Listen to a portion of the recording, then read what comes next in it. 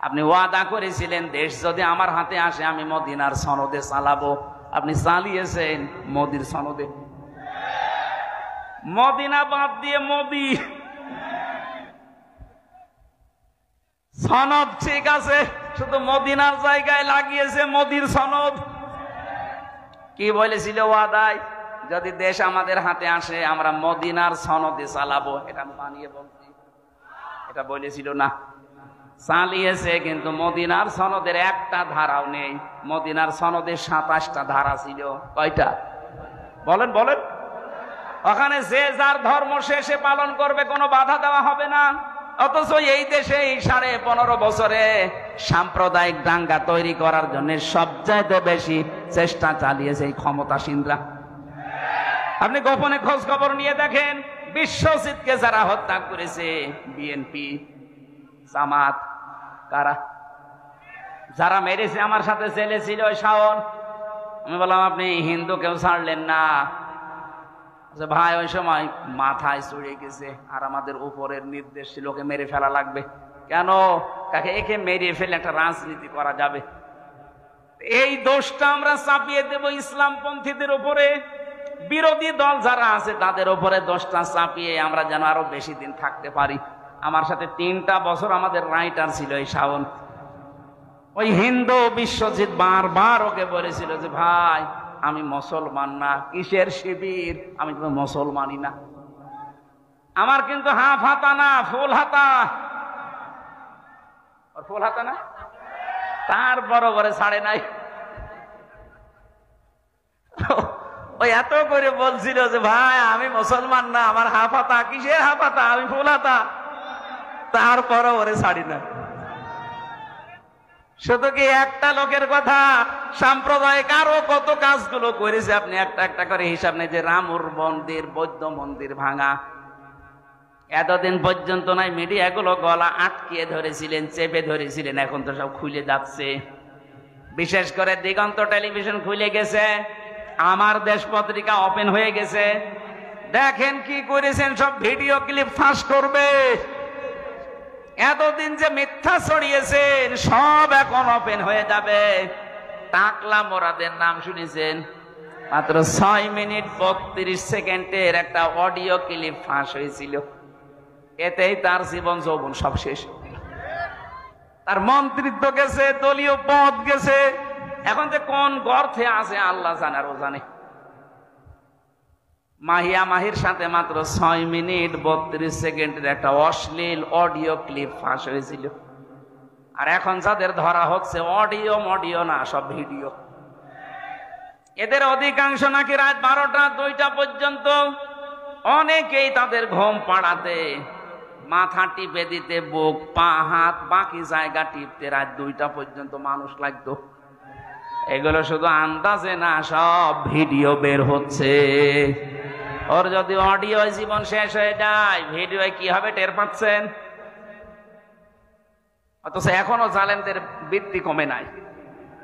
আজকে আদালতে এই যে টাক, আমি নাম নিলাম না, এই টাক বলছে এদিন শেষ দিন না, আরো দিন আছে। ওরে আল্লাহ, হেদায়েতের পথে আনবে কি করে আনবে? ও তো হেদায়েতের পথ সব মেরে ফেলিস। কথা বুঝতেছেন?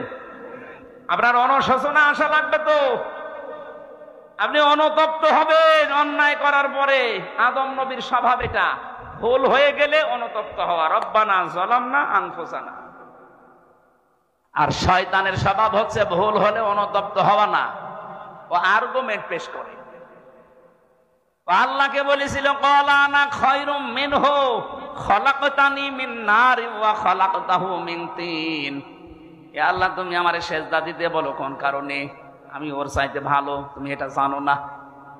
আমি আগুনের তৈরি, ও মাটির তৈরি। আমার কাজ উপরে ওঠা, ওর কাজ নিচে যাওয়া। আমার ভেতরে পাওয়ার আছে, আর ওর ভেতরে তো পাওয়ার নেই। শয়তান অহংকার করেছিল ক্ষমতার। কিসের? আরো জোরে বলেন। কিয়ামত পর্যন্ত যারা ক্ষমতার অহংকার করবে, সে যেই হোক, ও আর মানুষ নেই, ও টাটকা শয়তান। শয়তানকে আল্লাহ 2টা জিনিস থেকে বঞ্চিত করে দিয়েছে। 1 নম্বরে কোনদিন আল্লাহ শয়তানকে মাফ করবে না। 2 নম্বরে কোনদিন আল্লাহ শয়তানকে জান্নাতে দেবে না। কথা বলেন না কেন? প্রশ্ন আসতে পারে বাংলাদেশে শয়তান থাকে কোথায়? সূরা আরাফ 16 নম্বর আয়াতে আছে, ক্বালা ফাবিমা আগাওয়াইতানি লাআকউদান্না লাহুম ইলা সিরাতাকাল মুস্তাকিম।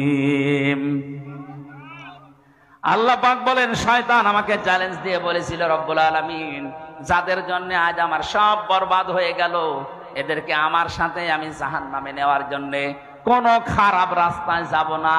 লাআকউদান্না লাহুম সিরাতাকাল মুস্তাকিম, ভালো ভালো রাস্তার মোড়ে মোড়ে আমি কিন্তু অবস্থান নেব।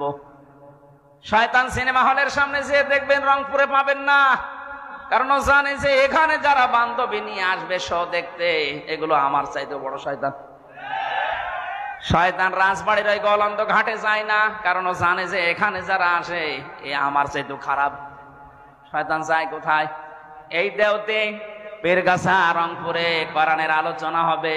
শয়তান মানুষের সুরত নিয়ে হোক আর শয়তান নিজেই হোক, বসে আছে বিভিন্ন জায়গায়, মানুষকে ধোঁকা দিয়ে বোকা বানিয়ে বলবে এখানে কি, এখানে রাজনীতি হবে, চলো যাই।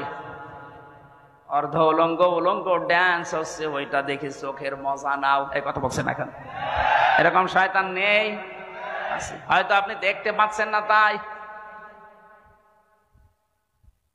শয়তানের শেষ কথা ছিল, সুম্মা লাআতিয়ান্নাহুম মিন বাইনি আইদিহিম ওয়া মিন খালফিহিম ওয়া আন আইমানিহিম ওয়া আন শামাইলিহিম ওয়া লা তাজিদু আকসারাহুম শাকিরিন।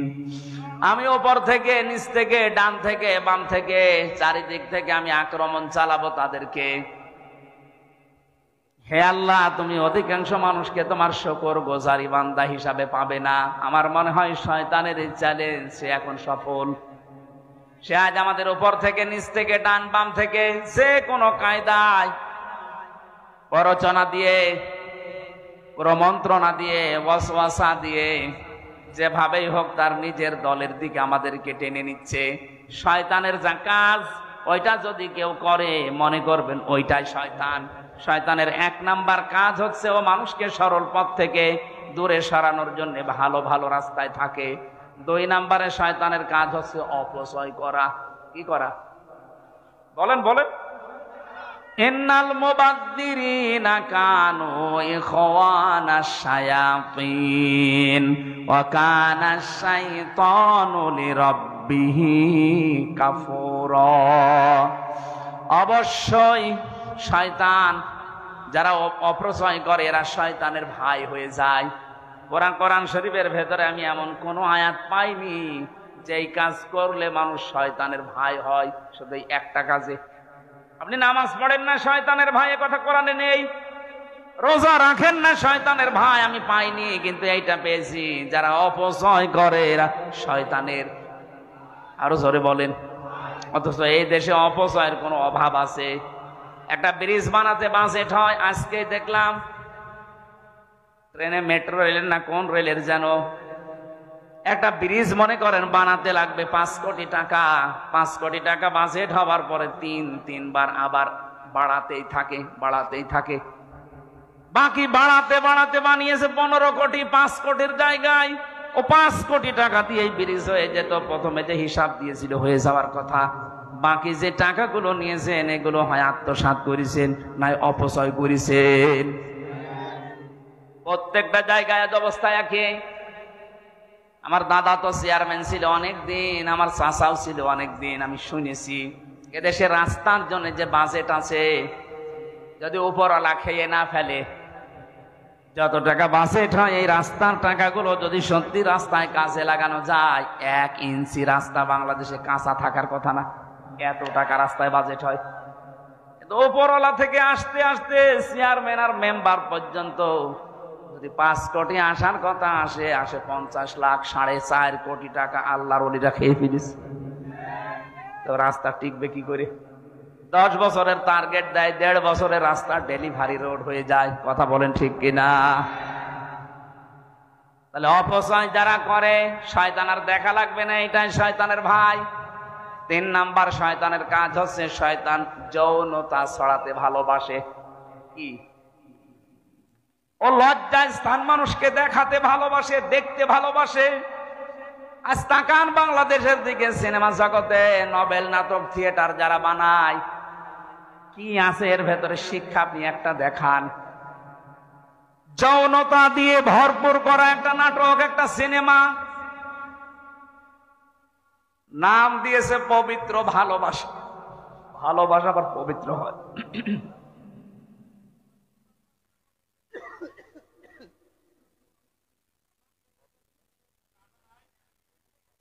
বোতল দেখি।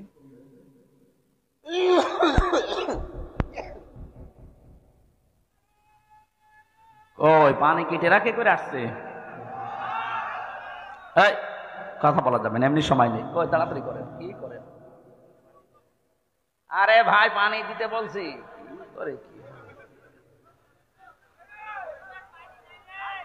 চা লাগবে না, চা লাগবে না, পানি দেন।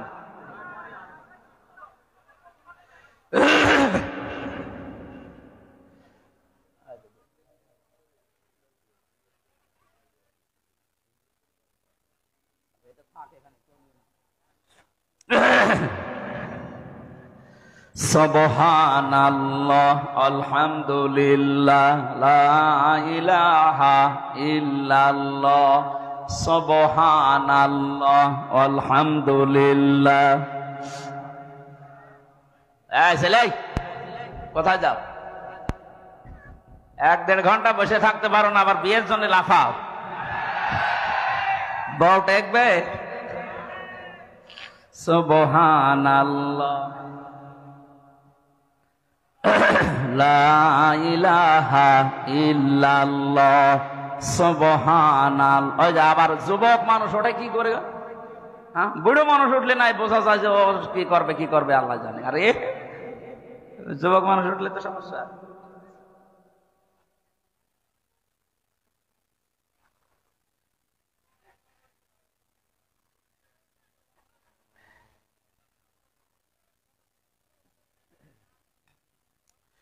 সুবহানাল্লাহ, আলহামদুলিল্লাহ, লা ইলাহা ইল্লাল্লাহ, সুবহানাল্লাহ, আলহামদুলিল্লাহ, লা ইলাহা ইল্লাল্লাহ, মুহাম্মাদুর রাসূলুল্লাহ। অপঞ্চকে রংপুর বাসে আমরা মুনাফিকের যে আলামত গুলো একটা একটা করে বলছিলাম। 3 নাম্বারে যখন মানুষের কাছে আমানত রাখা হয় মানুষ তা খেয়ানত করে, এটা হচ্ছে মুনাফিক। আর এদের স্থান আল্লাহ দেবে জাহান্নামের উপরে না নিচে? যেহেতু বাংলাদেশে আমরা মুসলমান বেশি, মুনাফিক থাকার সম্ভাবনা বেশি। আমার ভেতরে আবার মুনাফিকের জার এসে গেল না তো? এই হিসাবে আমাদের সতর্ক থাকা দরকার। দাড়ি, গোপ, মোষ, এই যে আজকের সভাপতি যিনি, উনি যদি এখন দাড়ি কাটতে যায়, মোষ কাটতে যায়, সেলুনালাকে বলবে, ভাই এই যে ব্লেড, এটা দিয়ে আপনি কয়জনকে সেভ করেছেন বলেন। যদি বলে এর আগে আরো 4-5 জনকে করা আছে। যদি সচেতন মানুষ হয় 100 বার বলবে আগে ব্লেড পাল্টান। এর আগে যাদেরকে সেভ করেছেন, ওর যদি কোনো জায়গায় কেটে যায়, ওর ওই রক্তের ভেতরে কি আছে জীবাণু আমি জানি না, ওইটা যদি আমার ভেতরে লাগে ওইটা আমার ভেতরে আসতে পারে।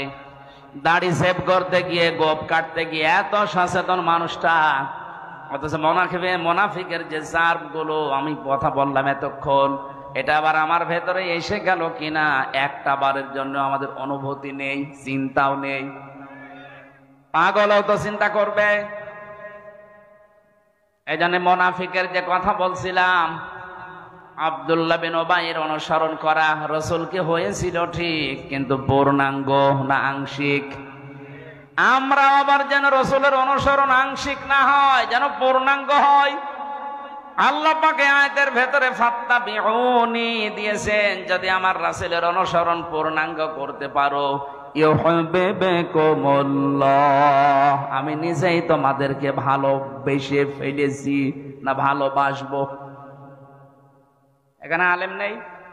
ইউহিব মোজারে, বর্তমান ভবিষ্যৎ, প্রেজেন্ট ফিউচার। কেউ যদি রসুলের অনুসরণ পূর্ণাঙ্গ ভাবে করবে বলে সিদ্ধান্ত নিয়ে চলতে থাকে, যখন পূর্ণাঙ্গ অনুসরণ করা আরম্ভ করব এই কথা বলে পথ চলবে, তখন আল্লাহ ওকে ভালোবাসা আরম্ভ করবে। তার মানে যার আংশিক অনুসরণ হচ্ছে, এখনো সে আল্লাহর ভালোবাসা বলেন না কেন?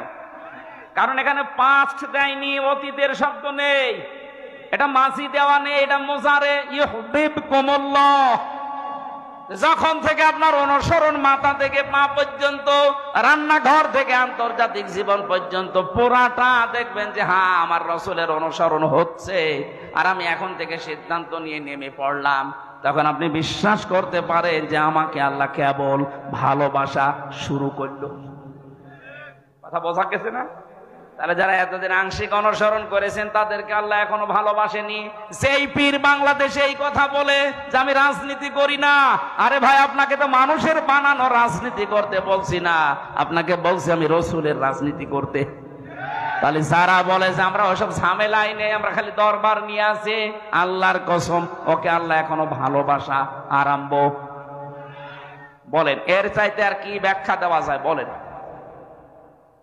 আয়াত অনুযায়ী বাংলাদেশে বহু মানুষ আমরা এখন আল্লাহর পূর্ণাঙ্গ ভালোবাসা এখনো শুরুই করেনি। আল্লাহ জান্নাত দেওয়া, মাফ করা তো অনেক দূরের কথা। আয়াতের পরে আরো দুইটা শব্দ আছে। আল্লাহ পাক বলেন আমি যদি কাউকে ভালোবাসা আরম্ভ করি, দুইটা লাভ তার আছে। ওয়াগফির লাকুম যুনুবাকুম, ইয়াগফির এটা মোজারে, বর্তমান ভবিষ্যৎ, প্রেজেন্ট ফিউচার। জামবন না যুনুব বহু বছর। আল্লাহ পাক বলেন ওই মুহূর্তে ওর জীবনের যত অপরাধ ছিল সব আমি আল্লাহ মাফ করে দেব না দিয়েছি? বলেন বলেন। তাকে মাফ করে দেব, এখন দেব বা দিয়ে সামনেও দেব, এখন দিচ্ছি। তাহলে আমরা যদি আল্লাহর ক্ষমা পেতে চাই, এই মুহূর্ত থেকে চোখ কান বন্ধ করে রাসূলুল্লাহর অনুসরণ পূর্ণাঙ্গ না আংশিক? আরো জোরে। যদি সত্যি আপনি সিদ্ধান্ত আজকে এখান থেকে নিয়ে বাড়ি যেতে পারেন, আল্লাহ বলেন যুনুবাকুম, একটা অপরাধ থাকবে না, সব মাফ হয়ে যাবে।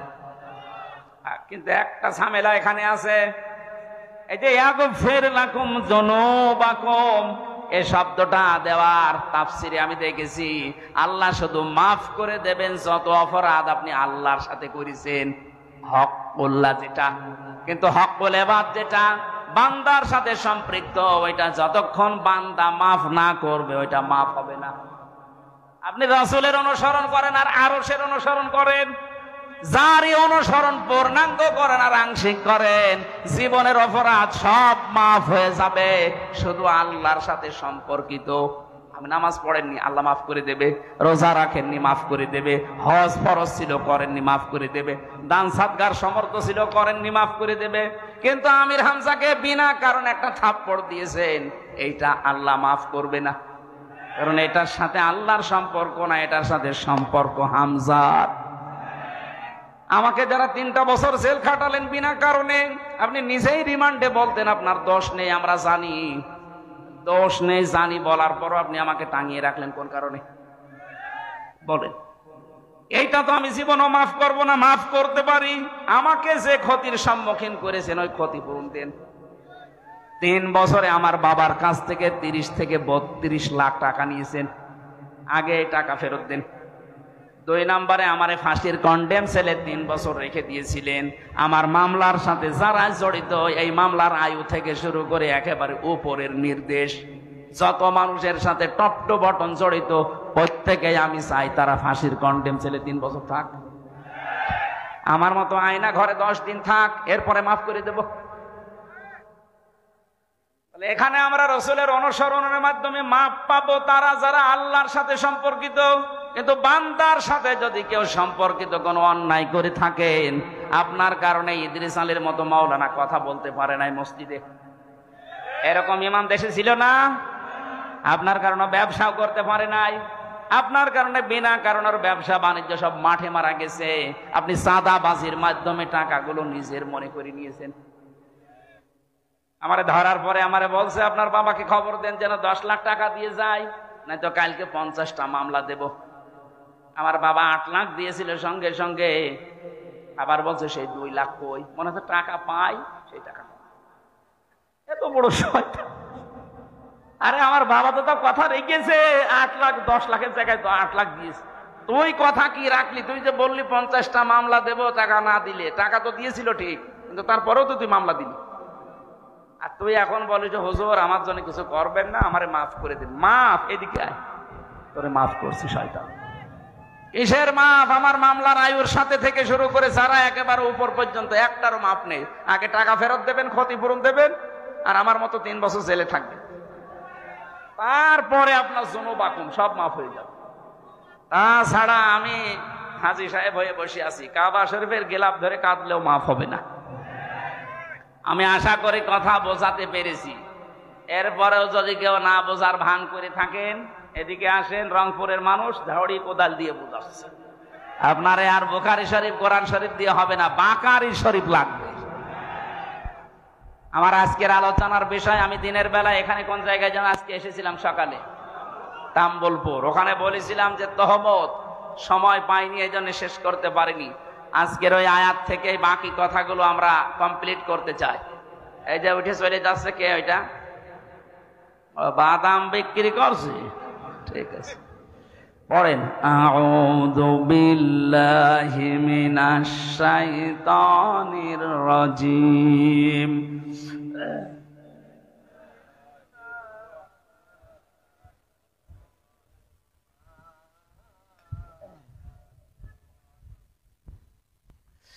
ওয়াইলুল লিকুল্লি হুমাযাতিল লুমাযা। শব্দের দিকে খেয়াল করে করে শুনবেন। কোরআনের প্রত্যেকটা শব্দ হেদায়েতমূলক। আল্লাহ বলেন ওয়াইলুন, দুর্ভোগ, সর্বনাশ, ধ্বংস হয়ে যাক, লিকুল্লি, প্রত্যেক ব্যক্তি। কথাটা বলছে কে? এখানে আমরা যারা এক একজন ব্যক্তি আছি, কথা শোনার পরে তো গা শিউরে ওঠার কথা, কসম খাড়া হয়ে যাওয়ার কথা। এটা হামজার কথা না, এটা সভাপতির কথা না, ইদ্রিস ভাইয়ের কথা না। কথা কার? আল্লাহ বলেন প্রত্যেক ব্যক্তির জন্য দুর্ভোগ, প্রত্যেকটা ব্যক্তির জন্য আফসোস। ওয়াইলুন মানে আফসোস হতে পারে। আফসোস করছে সরাসরি কে? দুর্ভোগ, আক্ষেপ, এরপরে সর্বনাশ, ধ্বংস প্রত্যেকটি মানুষের জন্য। আমার মনে হয় আয়াতটা যখন নাযিল হয়েছিল, আমি তাফসীরে পড়েছি, যখনই নবীজি এতটুকু বলেছিলেন ওয়াইলুল লিকুল্লি, সঙ্গে সঙ্গে যারা সামনে ছিল তারা অ্যাক্টিভ হয়ে গেছে। প্রতিটি মানুষকে আল্লাহ উদ্দেশ্য করছে, না জানি আমিও আছি কিনা। আল্লাহ পাক এবার দ্বিতীয় শব্দে বলেন হুমাযাতিল লুমাযা। যারা সামনে পেছনে মানুষের গীবত করে, পরনিন্দা করে, পরচর্চা করে, এই মানুষগুলোর জন্য দুর্ভোগ, এরা ধ্বংস হয়ে যাবে, এদের জন্য সর্বনাশ। অথচ এই গোনাটা বাংলাদেশে সবচাইতে বেশি। আপনি দেখেন যে যেখানে আছে ওই জায়গা থেকে আমরা গীবতকে ঘি ভাতের মতো মনে করি। ঘি ভাত যেমন খেতে ভালো লাগে, গীবত করতে মনে হয় তার চাইতে বেশি ভালো লাগে। কথা বলেন না কেন? কবরে নবীজি 2 জনের আযাব দেখেছিলেন। জিবরাইল এসে বলে এখানে আযাব হচ্ছে। নবীজি বলেন এই 2 জনের আযাব খুব বড় পাপের কারণে না। একজন প্রসাব করে পবিত্র হতো না এই ছিটা ফোঁটা থেকে, আর 2 নম্বরের ব্যক্তি হচ্ছে মানুষের দোষ চর্চা করত, গীবত করত। বারবার কোরআনে কারিমে এই কথাগুলো আল্লাহ আমাদেরকে শোনাচ্ছেন, আমরা যেন এই বড় অপরাধ থেকে বেঁচে থাকি। কেউ যদি গীবত আরম্ভ করে দুনিয়াতে, ও নামাজ পড়তে পারে, রোজা রাখতে পারে, কিন্তু অন্তর মরে যায়। কি হয়? অন্তর মারা যায়। মরা অন্তর জান্নাতে আল্লাহ দেবে না, জিন্দা অন্তর লাগবে। এই জন্য আমাদের আবার অন্তর মরে গেল কিনা আপনি মিলাবেন। হুমাযাতিল লুমাযা, হুমাযা বলা হয় মানুষের হাত আর মুখের দ্বারা। হাত আর চোখের দ্বারা যে অপরাধ হয় এটা হুমাযা বলে। আর মুখ আর ঠোঁটের দ্বারা যে জিহ্বা, মুখ আর জহব্বার দ্বারা যে অপরাধ হয় এইটার নাম হচ্ছে লোমাজা, হোমাজাতিল লোমাজা। অন্য তাফসিরে পেয়েছি এটা একটা জাহান্নামের দরজার নাম। এখানে অনেকে জানি জাহান্নাম 7টা, জান্নাত 8টা, না আরো বেশি আছে, 100টার উপরে আছে যা জান্নাতের স্তর, জাহান্নামের স্তর আছে 100টার উপরে, কিন্তু আমরা সচরাচর 8টা জানি। আর এই হোমাজা, লাজা, হোতমা এগুলো কিন্তু জাহান্নামের নাম না, এগুলো জাহান্নামের স্তরের নাম। এক একটা দরজার সামনে লেখা থাকবে লাজা, সাঈর, সাকার, জাহান্নাম, জাহিম, হোতমা, হাবিয়া, এগুলো লেখা থাকবে জাহান্নামের দরজার সামনে। দুনিয়ায় যে যেই কাজ করেছে তাকে আল্লাহ ওই দরজা দিয়ে বলবে যা। এখানে যে আলোচনা চলছে আজকে হোতমা, এই জাহান্নামের এই যে দরজা লেখা থাকবে হোতমা, প্রবেশ কর, কাকে আল্লাহ বলবে? আল্লাযী জামা মালাও ওয়া আদ্দাদা। দুনিয়ায় যারা মাল সম্পদ জমা করে আর বারবার হিসাব করে, এই 15.5 বছরের ভেতরে আপনি টাকা নিয়ে আয়াতটা আমার মনে হয় মিলে যাবে। কত মানুষ 5 বিঘা জমি থেকে শুরু করে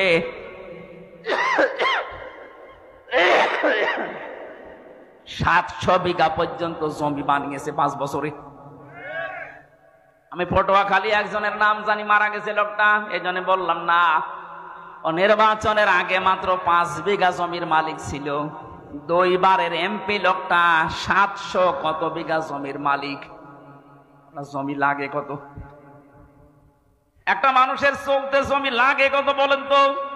একজনেই যদি 750 বিঘা জমির মালিক হয়, বাকিও জেলায় আর মানুষ নেই। মাল সম্পদ যারা জমা করেছিলেন আর বারবার গণনা করেছিলেন, কি হয়েছে বলেন তো? কোরআনে কারীম জানিয়েছে কাল্লা, কখনোই না, ইন্নাহা লাযা, তোরে আমি লাজায় দেব। নাযাআতাল লিশাওয়া তাদউ মান আদবারা ওয়া তাওয়াল্লা ওয়া জামাআ ফাআওয়া। লাজার ভেতরে যারা প্রবেশ করানো হবে, সঙ্গে সঙ্গে চামড়া খসে যাবে। কি খসবে? আমি আলু ছড়ানো দেখেছি জেলখানায়। আলু ছড়ায় কি করে? এটা হাত দিয়ে এভাবে না, মেশিং এর ভেতরে ধরলে আলু ছিলে যায়। একটু মেশিং এর সামনে ধরবেন, আলু পুরা পরিষ্কার করে চামড়া ছিলে দেখাবে, পুরাটা পাল্টিয়ে গেছে। আমি ওই জায়গা থেকে দেখেছি জাহান্নামের আয়াতটা, নাযাআতাল লিশাওয়া, লাজায় আল্লাহ মানুষকে দেওয়ার সঙ্গে সঙ্গে তার চামড়াটা আল্লাহ আগে খুলে দেবে। এই জাহান্নামে লাজা কাদেরকে ডাকবে জানেন? তাদউ মান আদবারা ওয়া তাওয়াল্লা, তাদেরকে ডাকবে যেই মানুষগুলো দুনিয়াতে সত্য আহ্বান জানার পরও মুখ ফিরিয়েছিল। আর এটা, এই রোগটা এই দেশে বেশি, কারণ এই দেশের মতো কোরআন দিয়ে ডাক দেওয়া পৃথিবীর কোনো দেশে নেই। এত মাহফিল, এত তাফসীর, এত ওয়াজ, এত খানকা, এত ইসলাহী অনুষ্ঠানগুলো হচ্ছে, মানুষকে তো ডাক দেওয়া হয় সত্যের দিকে। আমার বাবার দিকে তো আমি ডাকছি না, কথা বলেন না কেন? আমার কোনো লাভ আছে আমার বাবার দিকে ডেকে? আমি তো ডাক দিয়েছি কোরআনের দিকে। যারা জমা করছেন মাল সম্পদ আর পঞ্জীবিতে, এগুলো খালি হিসাব হিসাব হিসাব করে রাখেন, আপনাকে কিন্তু হোতমায় যাওয়া লাগবে। আল্লাযী জামা মালা ওয়া আদ্দাদা, মালের ব্যাখ্যা আমি ওই দিনের বেলায় 19টা পেয়েছিলাম। এবার একটু মালের ব্যাখ্যাটা করি। পৃথিবীতে মাল বলতে প্রথমে নেককার স্ত্রীদেরকে নবীজি বুঝিয়েছেন। দ্বিতীয় নম্বরে মাল বলতে এই পৃথিবীর ময়দানে ক্ষমতাকে বুঝিয়েছেন। এই যে চেয়ার, এগুলো মালের অন্তর্ভুক্ত। যারা চেয়ারে বসে বারবার হিসাব করে কতদিন কতদিন কতদিন, শেষ পর্যন্ত টার্গেট দিয়ে দেয় 41 সাল। এটা চেয়ারে বসে না, চেয়ার থেকে নেমে বসে টার্গেট দিয়েছিল। এই মাল ওয়া আদ্দাদা, আদাদ মানে গণনা করা, খালি হিসাব করতে থাকে কতদিন কতদিন। আপনার 1 সেকেন্ডেরও গ্যারান্টি নেই। আপনি 41 সাল টার্গেট দিলেন কি করে? আজরাইলের সাথে চুক্তি করা আছে আপনার, কথা বলে না কেন? হ্যাঁ, একজনের চুক্তি করা ছিল। কয়জনের? একজন মানুষের চুক্তি এই পৃথিবীতে করা ছিল, তার কাছে ওই সময়ের আগে আজরাইল আসে নাই। একবার এসে গিয়েছিল, সে বলেছিল না আপনার ভুল হচ্ছে। তিনি বলেছিলেন যে না, আমি আমার বাবার কাছ থেকে হায়াত পেয়েছি আমি 940 বছর, আর আমার হায়াত ছিল 60 বছর, সব মিলে 1000 বছর। আপনি কেন আন্দাজে আমার কাছে আসলেন? আমি এখন যাব না। আল্লাহ পাক বলেছিলেন আজরাইল ফিরে আসো, ওর বাবার কাছ থেকে আমি ওরে হায়াত দিয়েছিলাম, ওই হায়াতটা কমপ্লিট না হলে ও দুনিয়া ছাড়বে না। তাহলে একজনের নাই গ্যারান্টি ছিল, আপনার আমার তো কোনো গ্যারান্টি, আরো জোরে বলেন, 1 সেকেন্ডেরও গ্যারান্টি নেই। এই যে বসে আছি, দাঁড়াবো আছে, আর আমরা আন্দাজে এক টার্গেট দিয়ে দিলাম। প্রথমে দিল 20 সাল, এরপরে দিল 21 সাল, এরপরে দিয়েছে 41 সাল। আমার মনে হয় যদি 41 সাল পর্যন্ত বেঁচে থাকতো, দিত 71 সাল।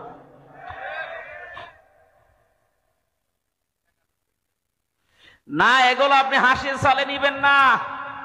মাল সম্পদের ভেতরে প্রথম নাম্বারে নেককার মহিলাকে মাল বলা হয়, উত্তম মাল এটা। 2 নম্বরে ক্ষমতার চেয়ারকে মাল বলা হয়, 3 নম্বরে অর্থ কড়িকে মাল বলা হয়, 4 নম্বরে যুদ্ধের অস্ত্র শস্ত্রকে মাল বলা হয়। আমি এরকম 19টা পড়েছি তাফসিরের ভেতরে। যারা এগুলো পায় দুনিয়ায় আর জমা করে আর মনে করে এগুলো আমার কাছে স্থায়ী ভাবে থাকবে, ইয়াহসাবু আন্না মালাহু আখলাদা, ও মনে করে আমার এই সম্পদ, আমার এই ক্ষমতা, আমার এই প্রভাব প্রতিপত্তি, আমার এই জমি জায়গা, আমার এই অস্ত্র শস্ত্র আমাকে চিরস্থায়ী করে রাখবে। আখলাদা। যারা এই ধারণা করেছিল তাদেরকে চিরস্থায়ী করে কোনো সম্পদ রাখে নাই।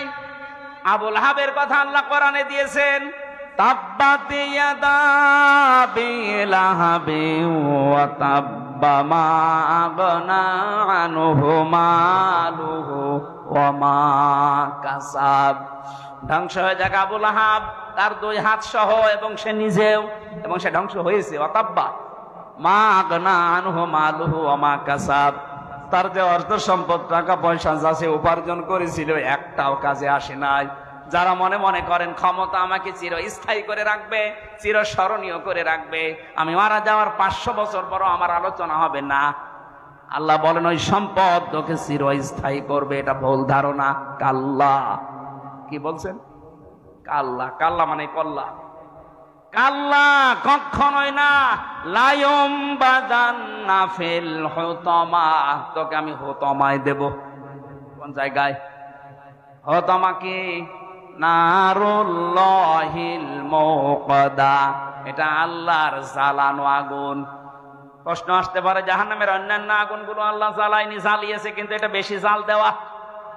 নারুল্লাহিল মুকাদা আল্লাতী তাত্তালিউ আলাল আফইদা।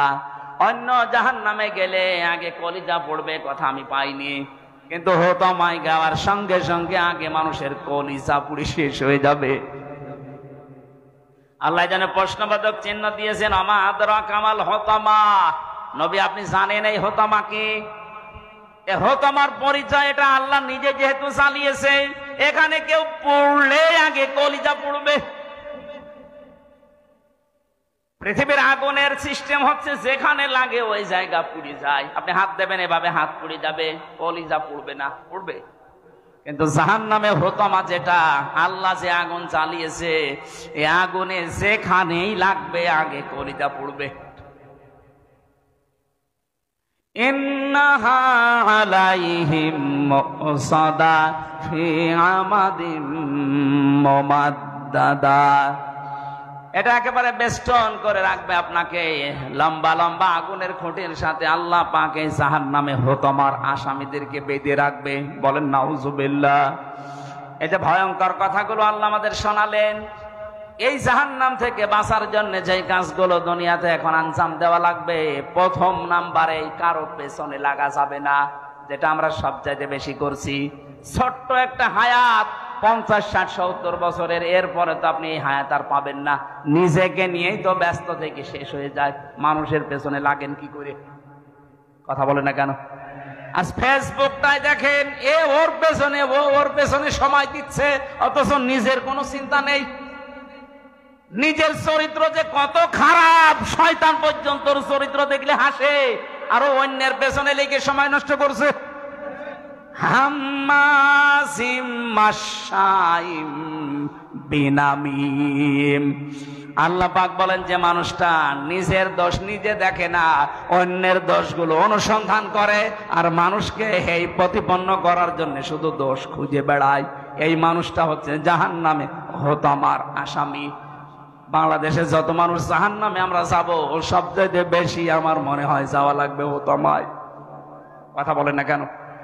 আজকে থেকে সিদ্ধান্ত নিয়ে যাবেন, দুনিয়া একদিকে চলে যাক, কারো পেছনে না, আমার নিজেরটা আমি নিজে দেখি একটু।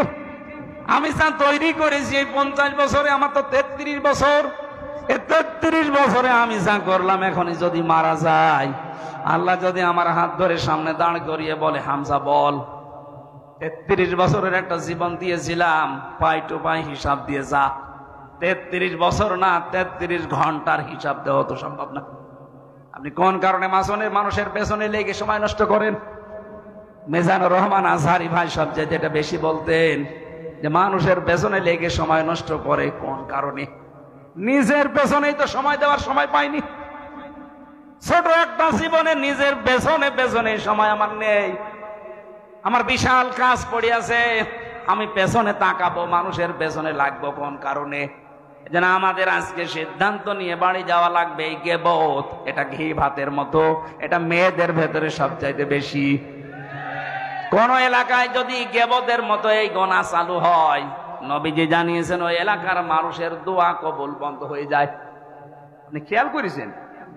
এখানেও যদি কেউ গীবতকারী মানুষ থাকেন, এর কথা ওর কাছে লাগানো, ওর কথা ওর কাছে লাগানো, মানুষকে ছোট করার জন্য, হেই প্রতিপন্ন করার জন্য ফেসবুকে কোনো স্ট্যাটাস ছেড়ে দিয়েছেন, তাহলে আপনি থাকাকালীন এই মাহফিল কবুল হবে না। আপনি চলে যান ভাই, যান যান, একদম চলে যাচ্ছে, যান তাড়াতাড়ি যান, যান যান চলে যান। মোসানবের জামানায় এক মহিলা এই কাজ করতো, শুধু তালাতালি করতো, এর কথা ওর কাছে লাগাতো, মানুষকে ছোট করার জন্য তার দোষ খুঁজে বেড়াতো। একবার মোসানবীর জামানায় পানি বন্ধ হয়ে গেল, বৃষ্টি। উনি চাটিয়াল ময়দানে উম্মতদেরকে নিয়ে দোয়া করলেন, আল্লাহ বৃষ্টি দাও। আল্লাহ বলেন না, বৃষ্টি হবে না। উনি নাছড় বান্দা বলে বৃষ্টি হবে না মানে? এগুলো নাই, আমার উম্মত, আমার মায়া লাগে। তোমার তো বান্দা, তুমি বানিয়েছো, তোমার মায়া লাগে না? আল্লাহ বলেন লাগে, বৃষ্টি দেব না। কেন? কারণ এর ভেতরে একজন মহিলা আছেন নামিমা, যে তালাতালি করে, মানুষকে ছোট করার জন্য মানুষের কথা লাগিয়ে বেড়ায়, দোষ অনুসন্ধান করে।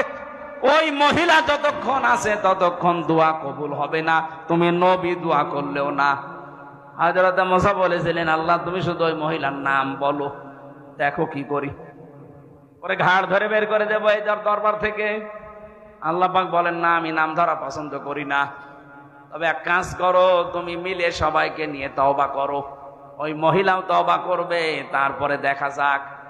তিনি আসলেন ময়দানে, বললেন, উম্মতেরা দোয়া কবুল হবে না 100 বার না। এখানে একজন নামিমা আছে, তালাতালি করা মহিলা আছে, কিন্তু কে আছে এটা আমি জানি না, তবে আছে। এখন আমরা দোয়া করব, কিন্তু আগে তওবা করে নেই। যদি ওই রকম কেউ থাকেন আমার সাথে, সেও যেন তওবা করেন, নাই তো চলে যাবেন। হযরত মুসা তওবার 3টা শর্ত দিয়ে তওবা করলেন। প্রথমে স্বীকার করলেন আমরা অপরাধী, 2 নম্বরে অনুশোচনা করলেন, অনুতপ্ত হলেন, 3 নম্বরে বললেন এই কাজ জীবনে আর রিপিট করা যাবে না। 3টা শর্ত মেনে তওবা করার সঙ্গে সঙ্গে দেখা গেল আল্লাহ বৃষ্টি দিয়েছেন। মুসা নবীর মতো মানুষ, শুধু একজন তালাতালি করা মহিলা আছে, এই জন্য দোয়া কবুল হচ্ছে না। আর আমাদের এখানে কত মানুষ এই পাপে পাপি বসে আছি আমরা, আমাদের দোয়া মাঠে মারা যাবে। এই জন্য তালাতালি করার স্বভাব এখনো যার আছে, মানুষকে হেই প্রতিপন্ন করা, ছোট করার অভ্যাস যার, চলে যান ভাই, নাইতে মাহফিল কিন্তু হবে না। 2 দিন কেন, 14 দিন দিলেও এভাবে পড়ে থাকবে। কথা বলছে না কেন? এটা যে কত বড় গুনার কাজ, নিজের মরা ভাইয়ের গোশত খাওয়ার সমান। হযরতে সাবিত রাদিয়াল্লাহু তাআলা আনহু, ওনার আরো বড় নাম আছে, এতটুকু আমার মনে আছে। ওনার কাছে এক লোক এসে কথা বলছিল, হঠাৎ তিনি বললেন, কথা বন্ধ করেন। কেন? আপনার মুখ দিয়ে মানে গোশতের গন্ধ বের হচ্ছে, পচা গোশত। ওই আমি তো আজকে গোশত খাইনি। উনি ডাক দিয়ে বললেন, সত্যি করে বলেন তো, আপনি কি কারো বিরুদ্ধে কোনো কথা কারো কাছে লাগিয়েছেন? মাথা নিচু করলেন। আল্লাহর কোরআন জানিয়েছে, ফাকারিহতুমু ইন তাজতানিবু ইয়া আইয়ুহাল্লাযীনা আমানু জতানিবু কাসীরাম মিনাজ-যন্নি ইন্না বা'দাজ-যন্নি ইসমুন ওয়া লা তাজাসসাসু ওয়া লা ইয়াগতাব বা'দুকুম বা'দা আইয়ুহিব্বু আহাদুকুম আইয়াকুলা লাহমা আখিহি মাইতান ফাকারিহতুমু।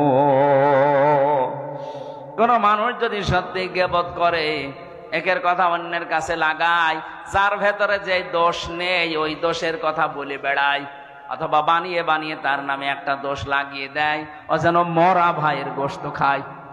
অথচ তোমরা সবাই এই কাজটা অপছন্দ করো, তারপরও দুনিয়ায় করো। আমরা যেহেতু এই কাজ অনেকে আসি, আজকে তওবা করে বাড়ি যাব, জীবন চলে যাক, আমি গীবত করব না। কথা বলে না কেন? গীবত থেকে মুক্ত হওয়া যাবে না।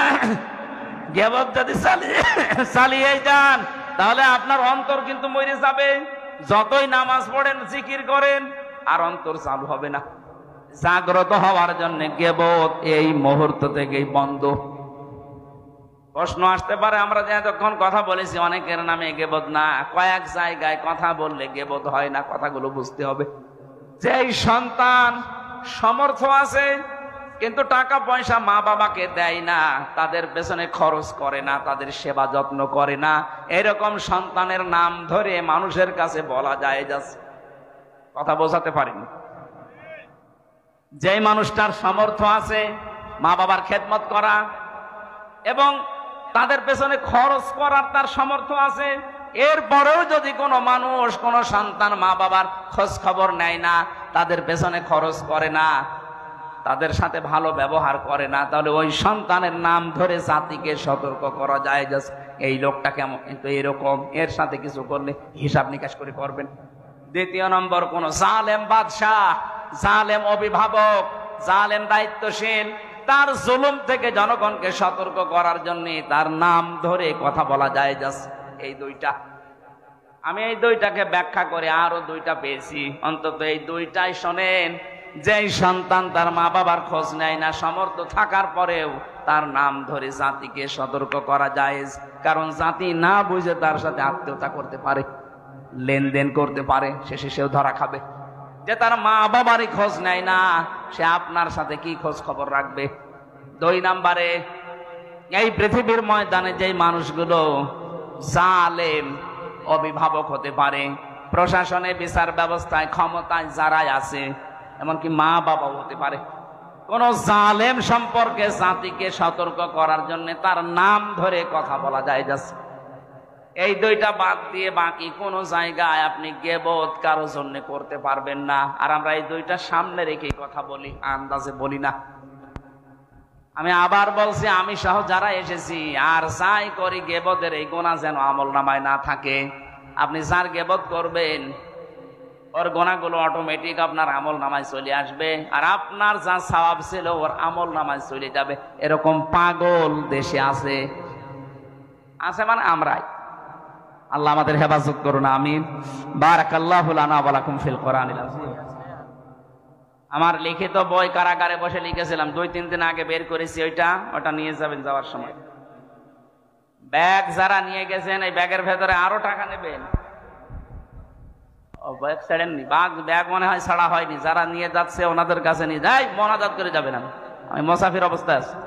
মহিলা মানুষের মুখে দাড়ি হলে করণীয় কি? চিকিৎসা করাবেন না কেটে ফেলবেন?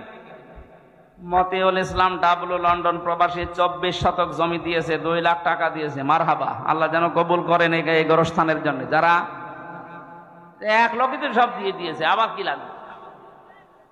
এরপরও আপনারা যারা টাকা পয়সা এই গোরস্থানে আপনাকে শোয়া লাগবে, এখান জন্য যারা নিয়ে এসেছিলেন কমিটির কাছে জমা দিয়ে দেবেন, আর আগামীতে রাত 9টার ভেতরে মাহফিলে আমার তুলে দেবেন। আল্লাহুম্মা আমিন।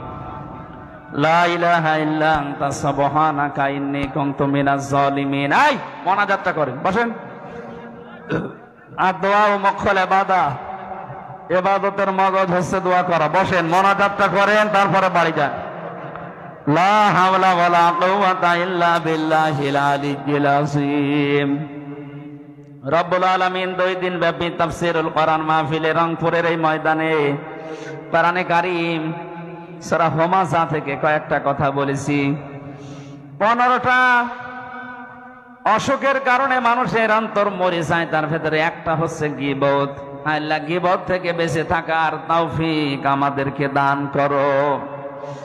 মা বোনদের ভেতরে রোগটা বেশি, আল্লাহ মেয়েদেরকে তুমি নিজে হাতে বাঁচাও, তাদের জীবনে যেন গীবতের মতোই কই মারাত্মক গোনাটা না থাকে। আলোচনায় যারাই আমরা আঞ্জাম দিয়েছি আজকের এই ময়দানে, এ বিশাল প্যান্ডেল যারা সাজিয়েছে কোরআনের প্রসারে প্রসারে, যে মানুষগুলো চেষ্টা চালিয়েছে, এদেরকে কোরআনের জন্য কবুল করে নাও। কত মানুষ দূর দূরান্ত থেকে এসে বসে আছে, আল্লাহ যার মনের ভেতরে যে জায়েজ কামনা বাসনা আছে পূরণ করে দাও। মাহফিল বাস্তবায়ন করার জন্য যে সেইভাবে এগিয়ে এসেছে, তোমার রহমত ওইদিকে ওইভাবে এগিয়ে দাও। মাহফিলের সভাপতি, প্রধান অতিথি, বিশেষ অতিথি যারা এসেছে, কোরআনের ইজ্জতে তাদের হেদায়েত দিয়ে দাও। আল্লাহ তাআলা আমার কণ্ঠটা তুমি ছেড়ে দাও, কথা বললে আমার কণ্ঠে ব্যথা হয়ে যায়। আল্লাহ তুমি এ রোগ থেকে আমাকে মুক্তি দাও। জালেমদের জেলখানায় থাকার কারণে আমার বহু রোগ শরীরে বাসা বেঁধেছে। ওয়াইদা মারিদতু ফাহুয়া ইয়াশফিন, আমি যখন অসুস্থ হই তুমি তো আমাকে শেফা দান করো। ইব্রাহিম নবীর দোয়া আমরা সবাই মিলে দোয়া করছি, যারা অসুস্থ হয়েছি শেফা দিয়ে দাও। এই গোরস্থানে যারা ঘুমিয়ে আছে কিয়ামত পর্যন্ত এদেরকে মাফ করে দাও। এখানে যারা আছে এরা আমাদের অনেকের আত্মীয় স্বজন, মা বাবা, ভাই বোন, স্ত্রী পুত্র আছে, এদের হাতের ওসিলায় এই কবরগুলোকে জান্নাত বানিয়ে দাও। এই গোরস্থানের যত প্রয়োজন আছে আল্লাহ তুমি নিজ গুণে নিজ খাজানা থেকে পূরণ করে দাও। বারাকাল্লাহু লানা ওয়া লাকুম ফিল কোরআনিল আযীম। মরণ আসলে যেন বলতে পারি লা ইলাহা ইল্লাল্লাহু মুহাম্মাদুর রাসূলুল্লাহ।